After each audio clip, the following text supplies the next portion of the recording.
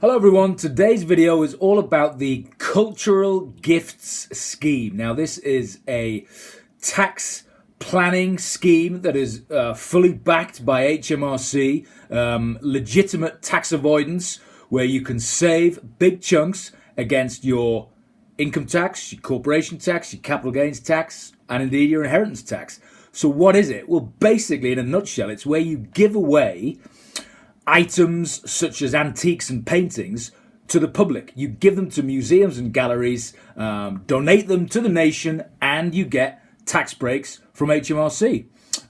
So let's have a little dive into the detail. Now, this has been around since 2011, and it's administered by the Arts Council in the UK. There is a cap on the amount of tax relief, which is limited to £40 million a year across the UK. So it's on a first come, first served basis. So if that annual max has been exceeded, then you can't claim, you can't get the relief. You'll have to try again next year. So they won't give away more than 40 million of tax relief collectively in any one year. And you apply to the Arts Council. So basically, you would write in and say, "I've got this artifact or this painting," and I'll give you some examples in a moment. But you write in, you say, "What do you think it's worth?" And they will have a debate amongst their scholars, and they'll come back to you with an offer. They may reject it out of hand and say, "We think it's worth absolutely nothing." It's a bit like Antiques Roadshow, or you could be pleasantly surprised and it's worth big bucks. And then when you've got that in writing, what happens is that the Arts Council tell HMRC, so HMRC are armed with that knowledge, and then you can reduce your tax accordingly. So, in terms of reducing your tax, the maximum that you can reduce your tax bill is 30% of the agreed value of the thing that you've given away. So let's say you've got a collection of paintings and it was agreed with the Arts Council it was worth £100,000. That can knock 30 grand off your tax bill. Not too bad. If it's a company that's giving these things away, donating them, then it's 20% of the agreed value. So you can save against income tax, corporation tax, and capital gains tax.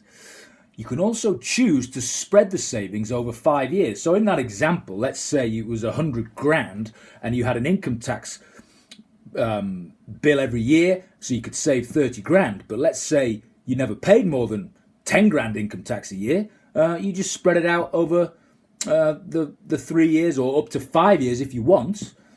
It's your choice. So, but if you've got bigger tax bills, if you want to wipe the whole thing off in 1 year, subject to having enough tax relief on the donation, you can do that. But you can spread the relief.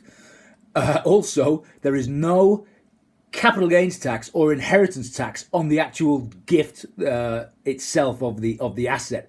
Normally, when you give assets away, particularly intergeneration, there's inheritance tax issues or capital gains issues.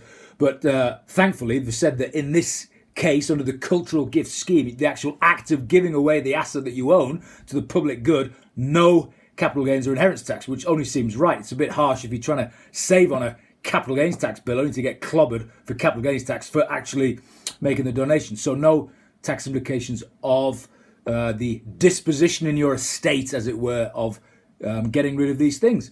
So the Arts Council actually have just released their data for 1920 and said that the Cultural Gift Scheme, and there's a spin-off called the Acceptance in Lieu scheme, have saved people 40 million in taxes during the 1920 tax year. In other words, they were oversubscribed. They reached their max. Remember back in 2011 when it was brought in, the government said, look, no more than 40 million a year for collectively for everybody who does this. So that target was reached in 1920, and I suspect it has been for the previous years, although I haven't looked at the data.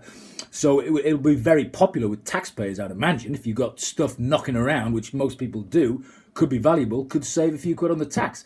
So the schemes then, this cultural gift scheme, which is the one that will save income tax, capital gains tax, and corporation tax. And then there's this other one called acceptance in lieu of scheme, which is basically the same thing, but it saves inheritance tax.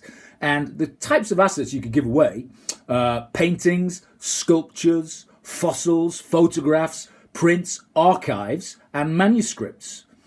So you donate them to museums and art galleries, basically, via the Arts Council. Just some of the things, interestingly, on the press release from the Arts Council in terms of the types of things that were gifted during the last tax year. Under the Cultural Gift Scheme, we had a group of 32 monoprints by Naim Gabo.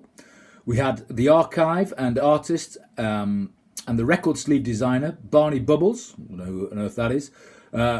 Big collection of fossils that brought in a few quid for the taxpayer. A geological diagram documenting the strata cross sections of mines in the north of England, which measured 42 feet in length. It's amazing how people have these things, but listen, I guess the takeaway on this is if you've got something in the attic that's a little bit quirky, get a letter off to the Arts Council and see if it's worth a few quid, particularly if it's just collecting dust, because it could knock chunks off your tax bill. So the inheritance tax scheme, the acceptance in lieu scheme, what sort of things did they receive last tax year? A series of 5 paintings by Leonard Rosserman, 15 works by Frank Auerbach, including an early oil painting depicting Juliet Yardley Mills, and a charcoal drawing by R.B. Kittage. Okay, a lot of these people I haven't heard of, I'll admit, but I'm sure they mean a lot to a lot of people in the arts world.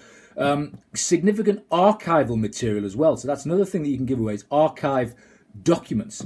So one of them included the former Conservative peer Lord Carrington. Remember, he was Foreign Secretary under Margaret Thatcher. So a lot of his archives, I don't know who ended up with that, could have been his family, but that brought them several £1,000s.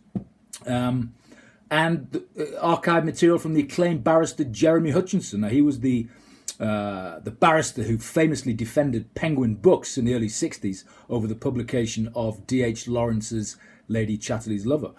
So all sorts of random stuff.